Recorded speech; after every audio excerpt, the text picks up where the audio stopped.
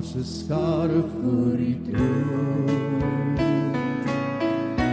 dat die heerlikheid besing.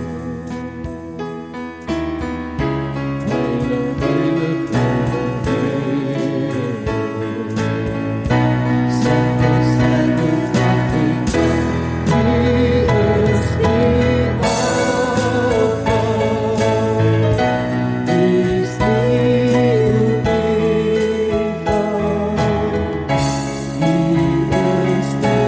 wie is die Eerste, wie is die Laaste, wie ons sal dit nie Heer, want wie is driemaal heilig, en U so waardig Heer, heilig is die naam, en U so waardig Heer, heilig is die naam.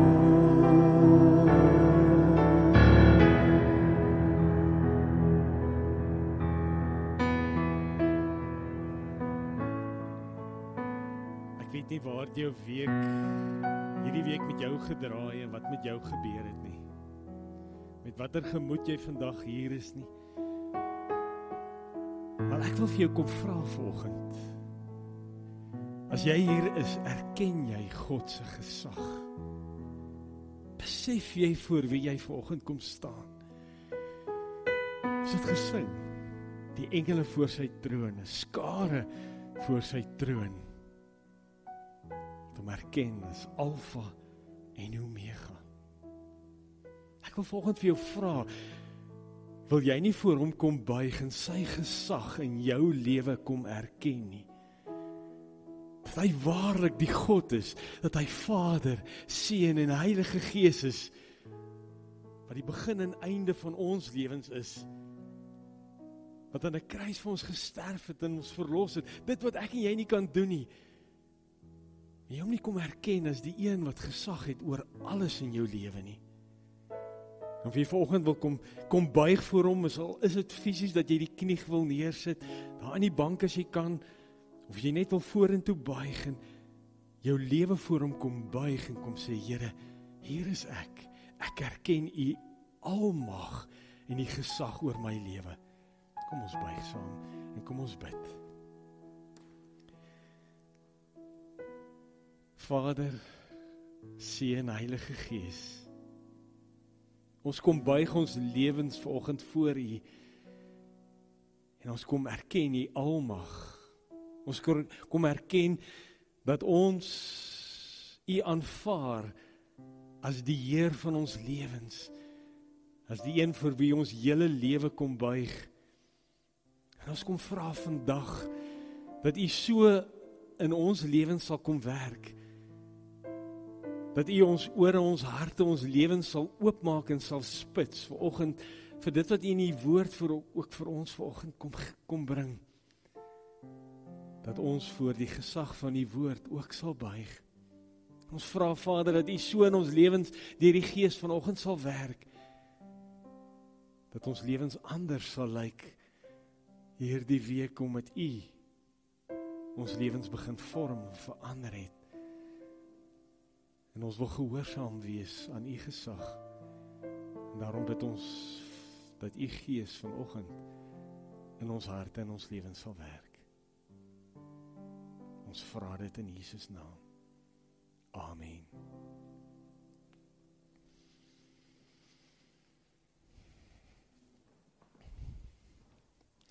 Môre. So lekker om saam met julle vanoggend te wees. En vanoggend wil ek met jou sommer oor iets kom gesels wat ek dink wat verskriklik belangrik is. Ek wil hoor, vir wie van julle is gesondheid belangrik? As jy jou hand sal opsteek. Alright, ek dink vir meeste van ons, vir ons is ons gesondheid belangrik. So ek wil vir jy sommer inspring met die vraag is, hoe gesond is jy? Wat doen jy nie alles om gesond te wees nie? Ons doen 'n klomp dinge om gesond te wees. Ek dink, ek het sommer op die internet bietjie gaan kyk oor wat is die sleutelbestanddele van om gesond te wees, en hulle het 'n klomp artikels, klomp rits dinge wat mense sê wat belangrik is om gesond te wees, maar nogal interessant is wat duidelik daarop wys, hulle sê dit is dis leefstylfaktore wat maak dat ons gesond is. Dis nie net 'n lys van goedjies, leefstylgoeders wat maak dat ons gesond is. So, een van die goeders wat hulle groot klem op lê, is 'n gesonde dieet. Nou, ons almal ken die storie. En hoe belangrik is ons dieet is, wat jy eet, is verskriklik belangrik. 'n Tweede ding wat mense sê, is oefening. Ek dink daai twee is half gegewe, dat jy genoeg oefen, dat jy genoeg ontspanning ook het, dat jy en 'n derde een wat hulle daarmee saam sê, die lys is dat slaap, genoeg slaap, is net so belangrik om gesond te wees.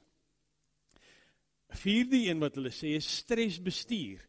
Dat elkeen van ons beleef spanning op een of ander vlak, maar dat ons dit op die regte manier bestuur, want dit kan gesondheidsprobleme voorkom. En nogal 'n interessante een wat deesdae in die mediese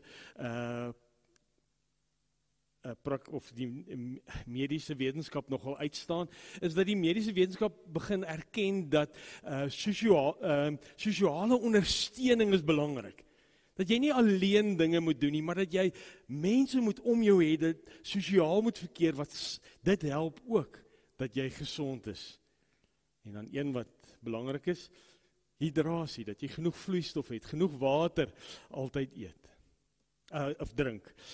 Dan 'n ander ding is, as jy die dag siek is, dan sê hulle wat verskriklik belangrik is om iemand te kan sien wat jou kan help, om die regte medikasie te hê. Dat jy nie jou buurman of buurvrou se medikasie vat nie, dat jy nie iemand anders en net self medicate, en op die eind van die dag help jouself van die wal af en sloot nie, so die regte medikasie moet neem. Dat jy 'n positiewe ingesteldheid het, dat jy dit help altyd. En iets wat verbasend was van die literatuur wat ek oor die mediese wetenskap nou gelees het, is dat die mediese wetenskap begin erken hoe belangrik is vergifnis. Is dat jy vergewe en dat jy ook vergifnis het, want bitterheid is een van die oorsake wanneer daar nie vergifnis nie, wanneer onvergifnis is in ons lewens, is bitterheid is ook 'n groot ding wat ook tot siekte kan lei. En dat mense partymal siek is as gevolg van bitterheid wat in hulle emosie en hulle gees is. So, 'n klomp dinge wat mense altyd doen, en dan soos daai dieet, jy moet al die goeders eet, dis vis, dis neute, dis al die regte olies, vrugte, volgraan, suiwel, peulgewasse, bone, maaskaas, knoffel, kruie, bessies, neute, sade, proteïene, vleis en yoghurt, en so lyk die lysie en dit gaan aan. So dis net al hierdie dinge wat jy moet doen. As jy al hierdie goeders doen, dan sê hulle, gewoonlik sê jy dan 'n goeie, gesonde persoon wees. Nou ek weet, daar is ook mense wat nie altyd omgee oor hulle gesondheid nie. Wat nie 'n probleem het om sommer by die eerste drive-through met daai kitskos in te ry en te kry nie. Totdat mense ernstig siek is. Jy mag dalk nie baie omgee oor jou gesondheid nie, tot jy siek word, ernstig siek word nie. Dan hardloop ons almal na 'n dokter toe. Ons soek almal dan die beste mediese hulp. Want kom ons erken dit. Vir niemand van ons is dit lekker om siek te word nie. Niemand van ons hou daarvan nie. Ons wil almal gesond wees. En daarom offer mense baie dinge op om gesond te wees. Hulle, behalwe die dieet, oefen hulle hard, drink duur vitamines, juis om gesond te wees. En ons besoek die regte dokter. Nou, as ek en jy so groot klem plaas om gesond te wees, dink julle nie God plaas net so groot premie daarop, sodat ek en jy gesond kan wees nie. Die vraag is net, hoe lyk Jesus se besorgdheid oor my en jou gesond wees? Gaan dit net oor fisies gesond wees? Of is Jesus se besorgdheid oor gesond wees vir my en vir jou meer as net om fisies gesond te wees? En daarom gaan ons vandag sommer in Lukas, gaan ons 2 gedeeltes lees, waar ons iets kan raak sien van God se besorgdheid vir my en vir jou, oor wat gesond wees ook vir God beteken, vir my en vir jou. So as jy saam met my wil lees, die teks gaan ook op die skerm verskyn, maar jy is welkom saam met my te lees uit die Bybel uit. Lees Lukas 5, ons begin van vers 12 af. En toe Jesus in een van die dorpe kom, staan daar skielik 'n man vol melaatse swere. En toe hy Jesus sien, val hy plat op sy gesig neer en smeek hom: Here, as U wil, kan U my gesond maak. Nou, dis wat die 1983 vertaling sê. Van die beter vertalings, die 2020 vertaling sê, kan U my rein maak. Dit is 'n groot verskil tussen die twee. Kan U my gesond maak en kan U my rein maak? Want die woord wat daar gebruik word in die Grieks beteken om te reinig van 'n rituele onreinheid. Dit beteken om te reinig en dit beteken om te suiwer. Dis die 3 betekenisse wat daai woord het. So, ek dink daar's 2 goed wat ons hier moet agterkom as ons na hierdie gedeelte kyk. 1, hierdie persoon is fisies siek, melaatsheid. Melaatsheid was 'n siekte wat ook gesien was, as jy melaats is jy ook onrein. Daarom is daar voorskrifte wat Moses gegee het, vir indien jy gesond sal word, dat jy van ook gereinig word, voordat jy terug in die samelewing ooit aanvaar sou word. Maar hierdie is nie net 'n fisiese siekte nie, fisiese genesing wat hiervan gepraat word nie. Hier is ook 'n geestelike reiniging wat hier plaasvind. As ons kyk na die teks, en jy gaan dit nou raak sien as ons verder deur hierdie gedeelte gaan. Kom ons kyk nou, wat doen Jesus? Hoe antwoord Jesus hierdie melaatse man? Dis nou Jesus, hy het sy hand uitgesteek, hom aangeraak en gesê, ek wil, word rein. En sy melaatsheid het onmiddellik verdwyn. Jesus genees hierdie man deur hom rein te maak. Geestelik is hy besig om hom aan te raak, hy vergewe hom, hy maak hom geestelik, en dan gebeur daar 'n fisiese genesing saam met dit. Maak hom van binne af gesond, maak hom rein, en dan uiterlik fisies is daar genesing. En dan lees ons verder in vers 14. Jesus het hom beveel om dit vir niemand te vertel nie, en gesê, gaan wys jouself vir die priester, dat daar fisiese genesing is, en dan sê hy, en bring die offer vir jou reiniging, soos Moses voorgeskryf het, as bewys vir hulle. So ons kom agter, hier's meer as net 'n fisiese genesing wat mens hierso plaasvind. En dan lees mens die effek daarvan. Baie mense het gesien wat gebeur het. En dan sê dit in vers 15, die nuus oor Jesus het egter nog verder versprei. Groot skares het om hom saamgedrom om na hom te luister en van hulle kwale genees te word.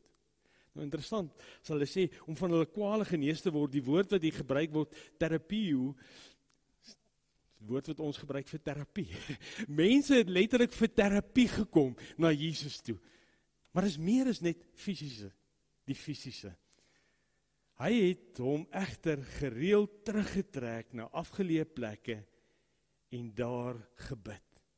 Kom, is dit een ding agter, Jesus was so onderwerp aan die Vader, hy het so geluister wat die Vader vir hom sê, om heeltyd te doen wat die Vader wil hê, dis waar hy sy krag ontvang. Maar omdat mense gesien het dat Jesus genees, kom hulle na hom toe vir genesing, vir volledige genesing, nie net vir fisiese genesing, hulle kom vir terapie. En dan lees ons verder in vers 17. Op 'n dag, terwyl Jesus besig was om die mense te leer, het daar ook fariseërs en wetgeleerders gesit, wat uit elke dorp van Galilea en Judea van Jerusalem gekom het. Nou luister hier. Die krag van die Here het in hom gewerk om mense te genees.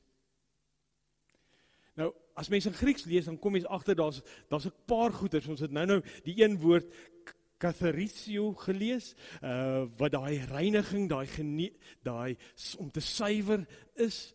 Ons het van terapie gelees, en hier gebruik hulle 'n woord wat algeheel euomai, wat net sê om te genees, wat praat van 'n holistiese genees. Dan lees ons verder. So God het vir Jesus, die Vader het vir Jesus die krag gegee om mense volledig te genees. En dan lees ons vers 18. Net toe kom daar mense aan wat 'n verlamde man op 'n slaapmat dra. Hulle wou hom in die huis indra en voor Jesus neersit. Maar as gevolg van die skare kon hulle geen manier vind om hom in te dra nie, en het toe op die dakstoep geklim en hom en sy slaapmat tussen die dakteels deur laat afsak, tot tussen die mense reg voor Jesus. Toe hy hulle geloof sien, sê hy, vriend, jou sondes is jou vergewe. Interessantheid om te sien, toe hy hulle geloof sien, sê hy, vriend, jou sondes is jou vergewe. Dan lees ons verder. Die skrifgeleerders en die fariseërs het hulle self begin afvra, wie is hy dat hy so laster? Wie anders as net God kan sondes vergewe? Maar Jesus het geweet wat hulle dink en het vir hulle gesê, waarom het julle bedenkinge in julle harte? Wat is makliker om te sê, jou sondes is jou vergewe, of om te sê, staan op en loop?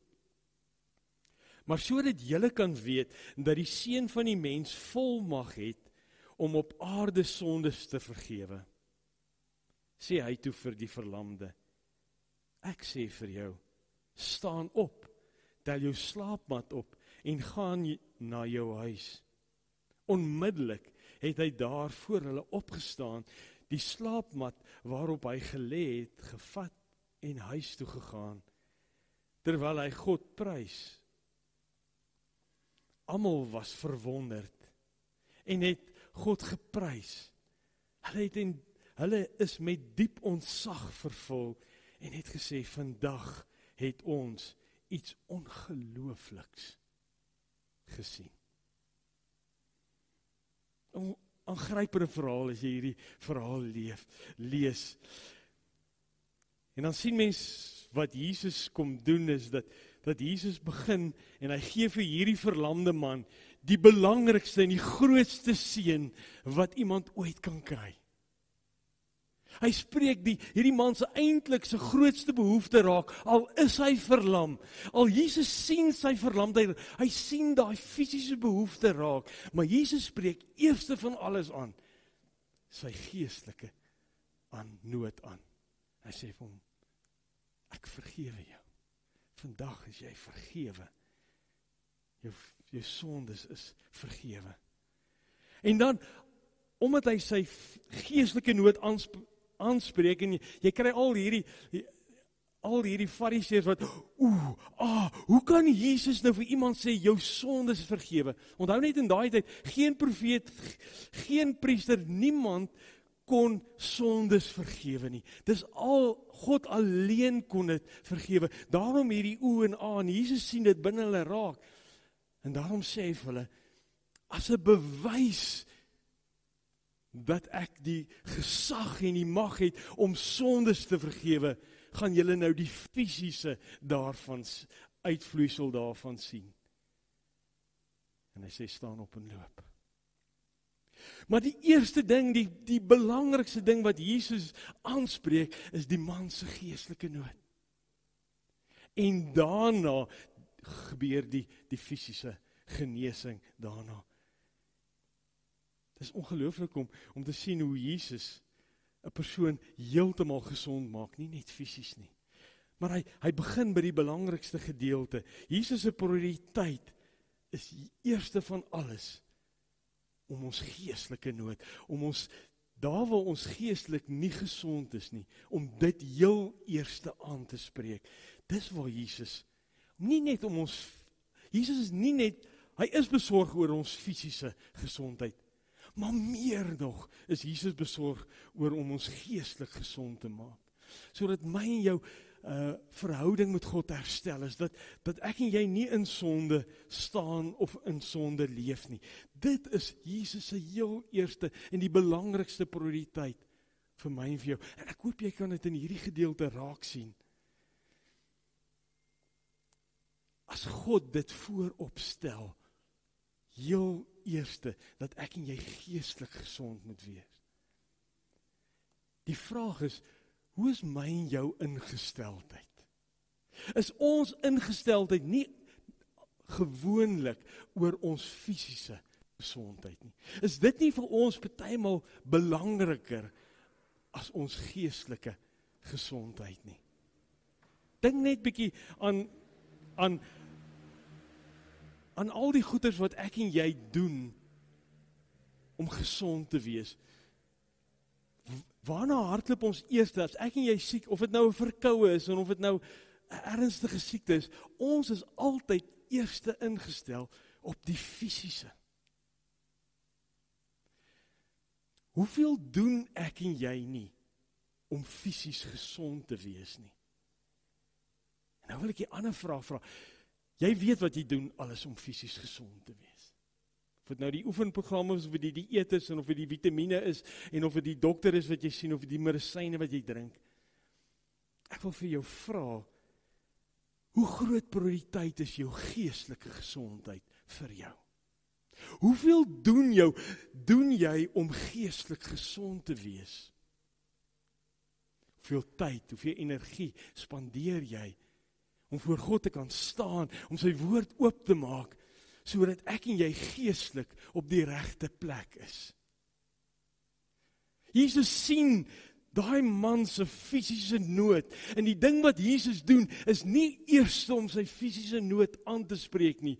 Heel eerste sê Jesus, maar ek gaan hom geestelik eers gesond maak, voor hy die fisiese genesing bring. Dis waar Jesus se grootste prioriteit is. Ek dink Jesus verstaan iets, dit help nie my en jou, ek en jy, ons liggame is fisies gesond nie. Maar ons gees is stikkend, is gebroken, en ons is geestelik nie op 'n goeie plek nie. Ons is nie in die regte verhouding met God nie. Dan help dit nie eers ek en jy is fisies genees en gesond nie. Miskien moet ek en jy dalk so daaraan dink. Ja, ek en jy kan dalk nou genees word, fisies. Maar weet jy, dis net tydelik.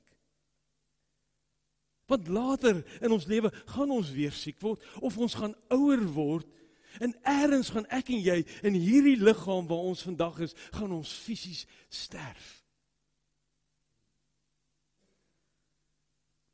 Maar ons ingesteldheid is baie keer net dat ek en jy fisies gesond moet word. En dit wat Jesus se grootste prioriteit is het ewige gevolge. Hy sê, die gees is soveel meer belangrik as net die fisies.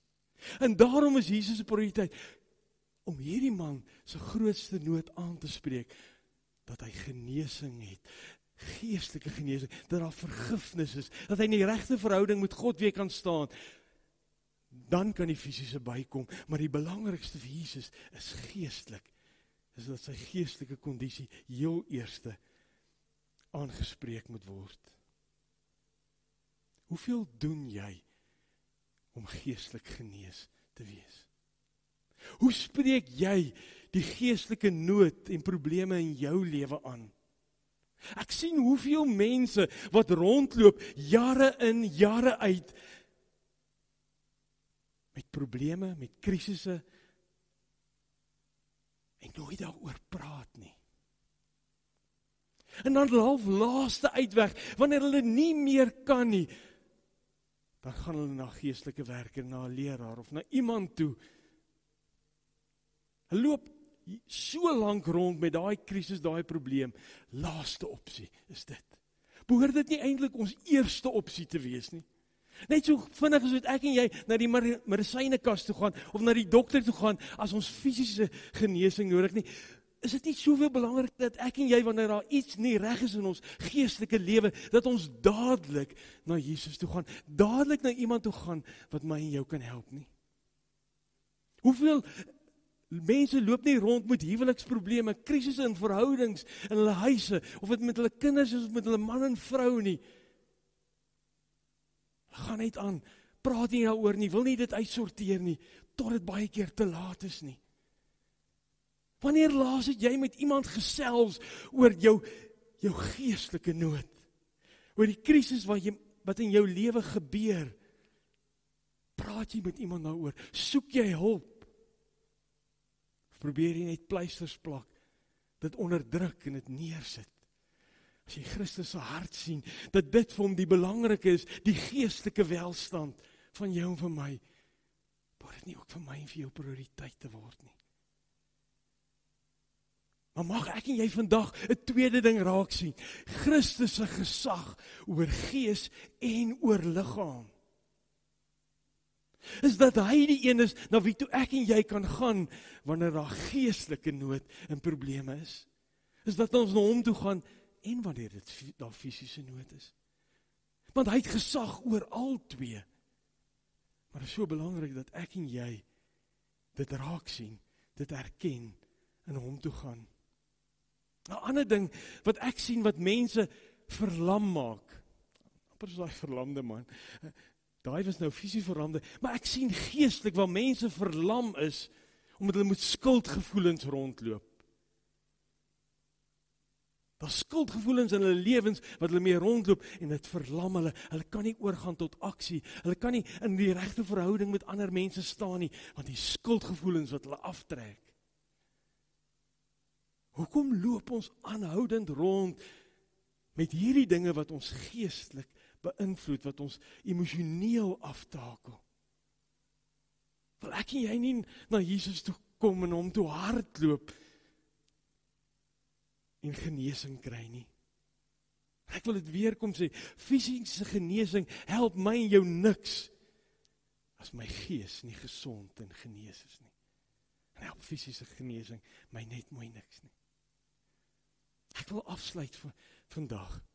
Ek wil net 5 dinge uithaal wat dalk vir my en jou kan help op 'n praktiese vlak om ons geestelike genesing prioriteit te maak. En daarom gaan die eerste en juis oor, prioritiseer jou geestelike gesondheid. Maak dit van nog meer belang as jou fisiese gesondheid. Erken Jesus as die geneesheer van jou liggaam en van jou siel. Ga na hom toe, soek by hom hulp, soek by hom genesing. Vra vir hom verleiding, gaan na sy woord toe, gaan vra die Gees om in jou, my lewe te kom werk. Tweede ene, vertrou Jesus se gesag, dat hy die mag het om ons sondes te vergewe en ons liggaam gesond te maak. Maar dit is so belangrik, is dat ek en jy sy gesag herken. Wanneer ek en jy bid, wanneer ons vir Jesus begin vra, moenie net 'n rympie bid nie, moenie net bid en net vra, Here help, Here genees, maak genees nie. Moenie net baie keer in die mooiste gebed wat die Here vir ons gegee het, is die Onse Vader, maar ek hoor partymal mense rammel dit af, sê dit op soos 'n rympie, amper soos daai gebed as ons voor 'n ete en ons sê dieselfde rympie oor en oor. Maar as jy na Jesus toe gaan en jy's besorg oor jou geestelike gesondheid of jou fisiese gesondheid, kom na Jesus toe en erken sy gesag weer in ons lewens. Besef, as jy voor Jesus staan, voor wie staan jy? Besef dat hy gesag en mag het, en dan vra jy vir hom op so 'n manier, en erken sy gesag, dat jy weet, dat met geloof weet, dat God jou gebed hoor, en as jy vra dat hy jou geestelik genees, dat dit sy grootste prioriteit en wens is, dat hy wel daar sal antwoord daarop. Kom na Jesus toe, as die een met gesag, en vertrou hom volledig met jou gees en met jou liggaam. Derde ene, hierdie is so groot en so belangrike een, wat ek en jy dink ons partymal onderskat. En dit vat ons terug, nou onthou julle nou toe ek gewys het, toe Jesus vir die man op die grond sê, maar jou sondes jou genees, hy sien hulle geloof, die ouens hierbo wat die verlamde man gedra het, sien hy raak, en dan kyk hy vir die man af, en dan sê hy, jou sondes jou vergewe. Daai mans wat daai verlamde man gebring het, dink wat 'n moeite het hulle gedoen, om daai man voor Jesus te doen. Dat hulle 'n dak moes oopbreek, om hom te laat afsak, sodat daai man by die persoon kan kom wat hulle weet, die gesag het, weet wat daai persoon kan genees. Hoeveel moeite doen ek en jy? Wanneer ons sien iemand anders in ons gemeente worstel geestelik. Weet julle, ons gaan baie keer net verby. Of ons sê net vir mense, ek sal vir jou bid. Maar ons raak nie betrokke in mense se lewens nie. Hier sien ek 'n voorbeeld van mense wat tot die uiterste toe gegaan het. Wat hierdie man gedra het en hom laat afsak het.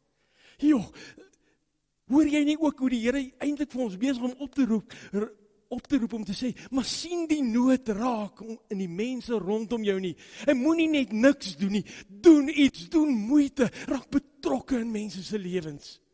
Moenie net laat gaan nie.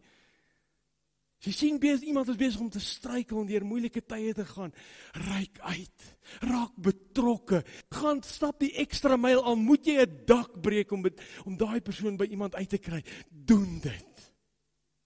Ek dink dis wat ek hoor in hierdie gedeelte, is dat God wil hê, ek en jy moet betrokke raak in mense se lewens. Hulle voor Jesus bring. Wanneer ek en jy so betrokke raak by mense, en die pad saam met mense begin stap, kan ons mense nader aan Christus bring. Ja, dis God se grootste wens.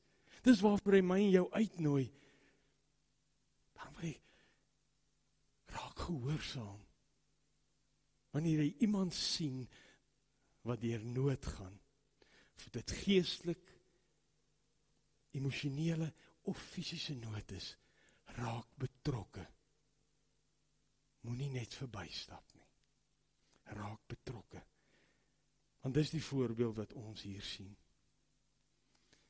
Bring my by die vierde een, hoe daai holistiese benadering om te kyk na liggaam, siel en gees, wanneer ons by mense betrokke raak, is om na die hele mens te kyk. Dink gou 'n bietjie, wanneer jy by 'n robot gaan en daar's iemand wat bedel, wat sien ons gewoonlik? Ons sien net die fisiese nood raak. So ons gooi die geld net in. Ons gee die geld vir die persoon. So, vra die Here nie eintlik vir my en vir jou meer, is net vir iemand geld te gee nie. Vra nie dalk vir my en jou, om dalk by daai persoon te hoor, maar wat is regtig, ook die emosionele en geestelike nood van daai persoon nie. Hoekom spreek ons altyd net een nood aan? Is ons bang om betrokke te raak? Is ons bang dat ons nie weet, as ek by 'n persoon betrokke raak, het ek nie weet hoe nie? Dis waar die Here vir ons eintlik uitnooi. Hy sê hy gee vir ons sy gees. En ek en jy kan vertrou, as ek en jy gehoorsaam raak, om betrokke te raak by iemand, dat hy vir jouself die woorde op jou tong sal gee, hoe om met 'n persoon te praat. Maar hy vra jou gehoorsaamheid, om uit te reik, om daar by 'n persoon betrokke te raak, en wanneer jy doen, gaan die Here jou lei, hoe om daai persoon te bedien. Fisies, geestelik en emosioneel. Dit vra gehoorsaamheid. Vra ek en jy moet betrokke raak. 5de een, is juist om 'n lewe te leef, wat transformasie deel van ons lewe word. Waar ek en jy elke dag so in gehoorsaamheid met God leef, is wanneer God ons in ons lewe iets aanspreek, en is dat ons genees verander in ons eie lewe, omdat God ons geestelik verander. Want daardie verandering maak dat mense God raak sien. Onthou julle wat gelees het? Hoe mense gesê het, ons het iets ongeloofliks gesien. Waar mense in verwondering was oor God se werk, oor Christus se mag, se autoriteit, sy werk. Glo jy vandag dat Christus mag en autoriteit oor jou lewe het, en dat hy jou lewe ingrypend kan verander as jy hom toelaat? Want as jy onder die gesag van Christus leef, wil en gaan Christus jou lewe ingrypend verander. Dan gaan mense ook raak sien, wow, ons het vandag iets ongeloofliks gesien. Iemand wat so lank al worstel met iets, kyk net wat het gebeur, kyk wat het Christus gedoen in daai persoon se lewe. Dis wat gaan gebeur, wanneer ek en jy Jesus se gesag aanvaar, erken en gehoorsaam raak. Is dat God ons ook dalk selfs kan gebruik in ander mense se lewens. Maar dit vra ek en jy moet hom erken as die God oor my gees, my emosie en my fisiese liggaam. As ek hom erken, gaan die Here in jou lewe en in ander mense se lewe werk. Die vraag is jy gesond? Is jy bereid om Christus in te nooi in jou lewe? Is jy bereid om sy gesag te aanvaar?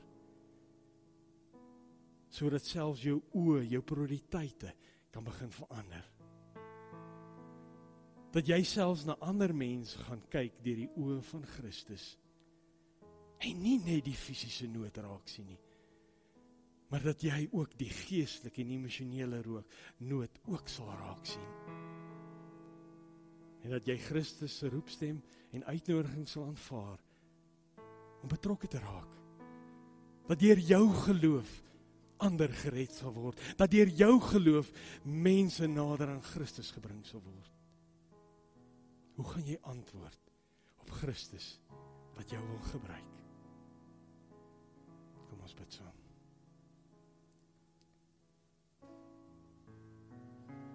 Terwyl jy daar sit, wil jy nie net daar in stil gebed Christus se gesag oor jou lewe kom bevestig en vir hom kom sê watter gesag hy in jou lewe het. Wil jy nie daai verklaring aan hom maak nie, voor ons verder bid.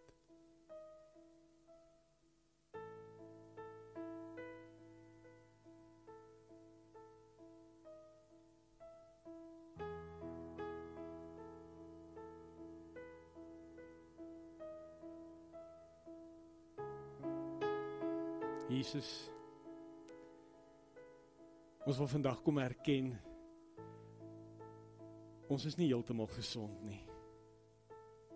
Jesus, ons wil vandag kom erken, daar's areas in ons lewens, wat ons mee worstel en sukkel.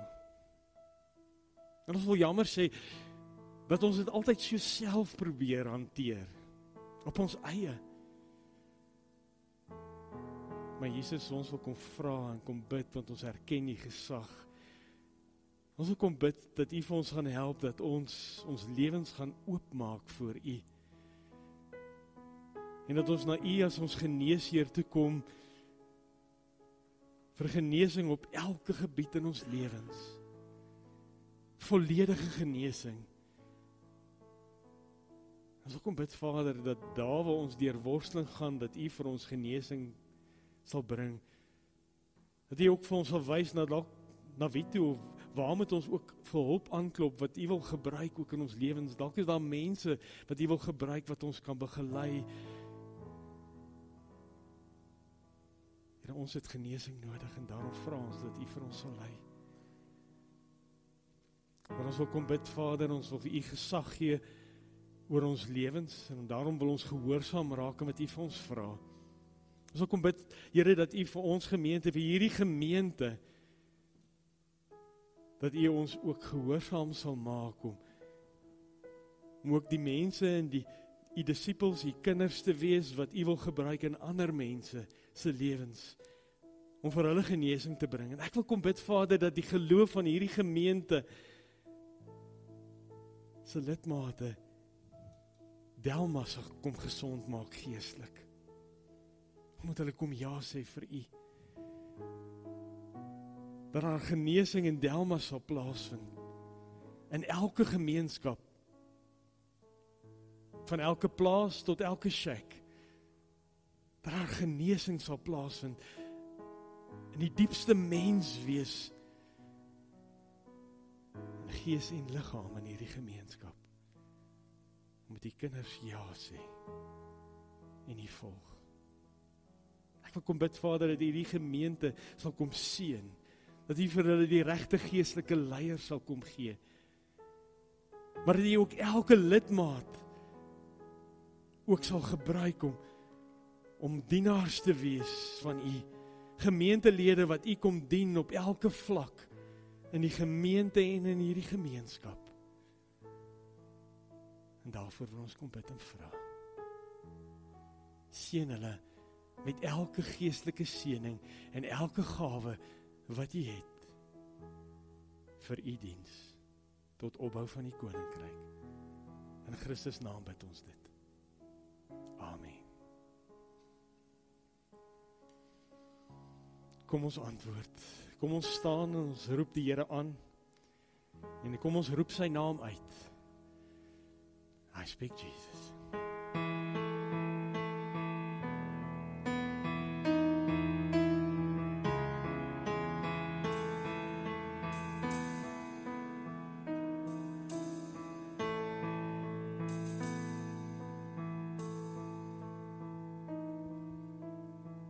I just want to speak the name of Jesus over every heart and every mind. I know there is peace within your presence. I speak Jesus.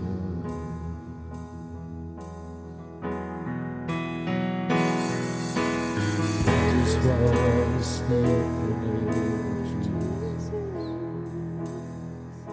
So every dark addiction starts to declaring there is hope and there is faith. I speak Jesus. Your name is power. Your name is healing. Your name is love. Make every stronghold shine through the shadows, burn like fire.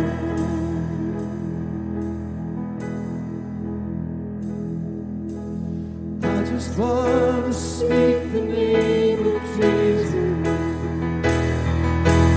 Over fear and all anxiety. So every soul held captive by depression, I speak Jesus. Your name is power. Your name is healing. Your name is life. Break every stronghold, shine through the shadows, burn like a fire.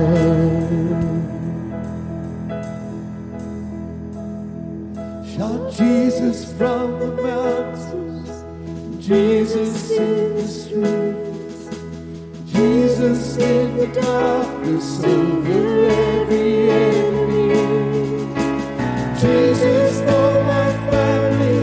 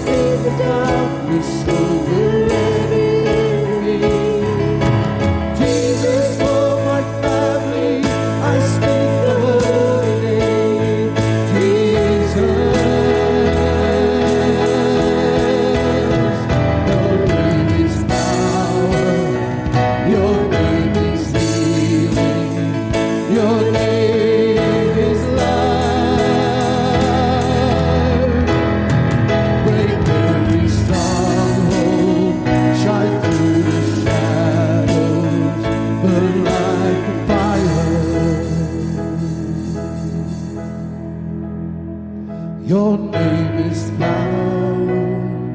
Your name is healing. Your name is love. Break every stronghold. Shine through the shadows. Burn like a fire.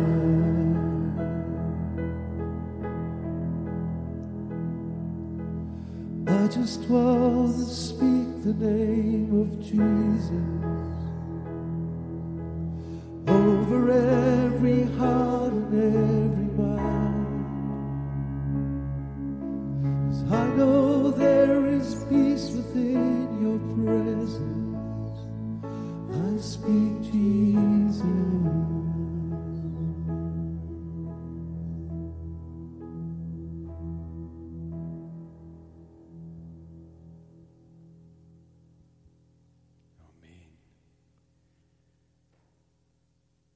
Ek hoop as jy hierdie week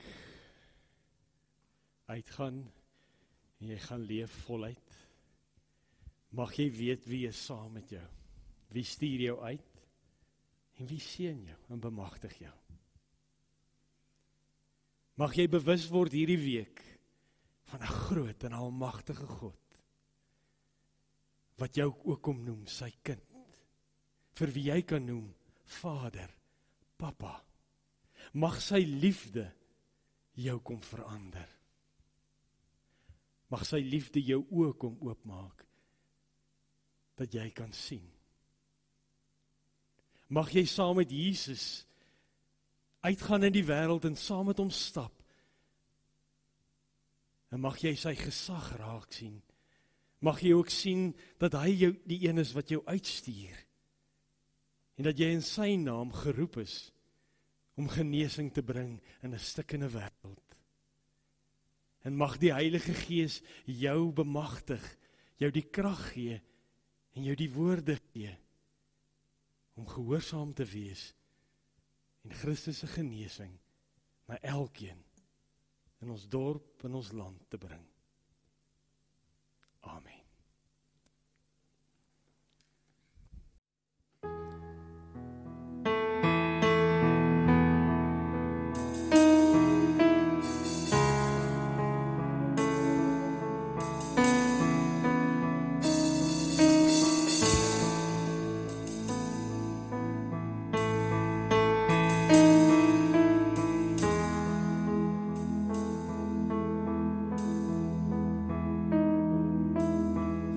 Want to speak the name of Jesus